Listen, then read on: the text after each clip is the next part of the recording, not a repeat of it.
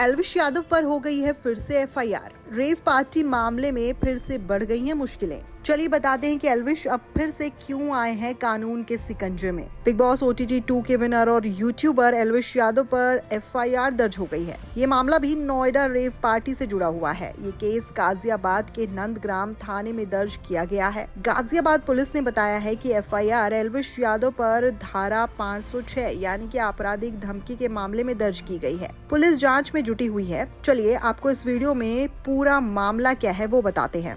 दरअसल rave party मामले के गवाह और पीपल फॉर एनिमल यानी कि PFA के पदाधिकारी सौरभ गुप्ता ने एल्विश पर उन्हें धमकाने का एलिगेशन लगाया है। गुप्ता ने कहा है कि 10 मई 2024 को एल्विश अपने सपोर्टर्स के साथ उनके राजनगर एक्सटेंशन घर पर पहुंचे थे और उन्हें धमकाया था। साथ ही गुप्ता ने ये भी दावा किया है कि उन्होंने एल्विश की शिकायत नंदग्राम पुलिस स्टेशन में की थी, लेकिन मामला दर्ज नहीं किया गया था। इसके बाद सौरभ गुप्ता ने बताया कि उन्होंने इस मामले में अर्जी कोर्ट में दाखिल की और केस दर्ज करने की मांग भी की। अब एल्विश पर केस तो दर्ज हो गया है। नंदग्राम थाने के SHO ने मीडिया को बताया है कि एल्विश पर धमकी देने के एलिगेशन की वजह से केस दर्ज किया गया है और जल्द ही इस मामले में जांच भी शुरू की जाएगी। सौरभ गुप्ता के भाई गौरव ने एल्विश पर नवंबर 2023 में रेव पार्टी में सांप का जहर सप्लाई करने का एलिगेशन भी लगाया था और शिकायत दर्ज करवाई थी। साथ ही कहा था कि एल्विश हमारे परिवार को सोशल मीडिया के जरिए लगातार धमकियां दे रहा था। वहीं सौरभ गुप्ता ने रेव पार्टी मामले में एल्विश यादव के खिलाफ गवाही भी दी थी।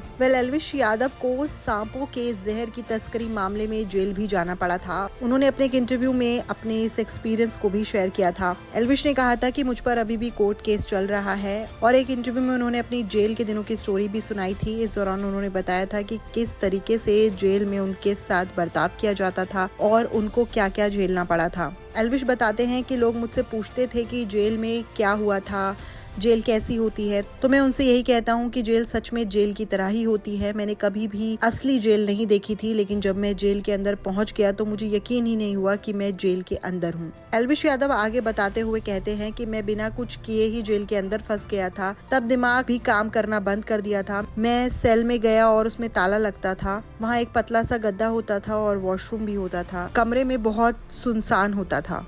यूट्यूबर ने आगे कहा कि मैं यही सोचता था कि कैसी ज़िंदगी है और उम्मीद के साथ उठता था कि आज बाहर निकल जाऊंगा। वहाँ पर मैं सोता कम था और लेटा रहता था, किताबें भी पढ़ता था। जेल में कैदी भी मेरा ध्यान रखते थे और मैं एक छोटा सा वहाँ पर एक छोटा सा टीवी भी था जहाँ पर फिल्में चलती थीं।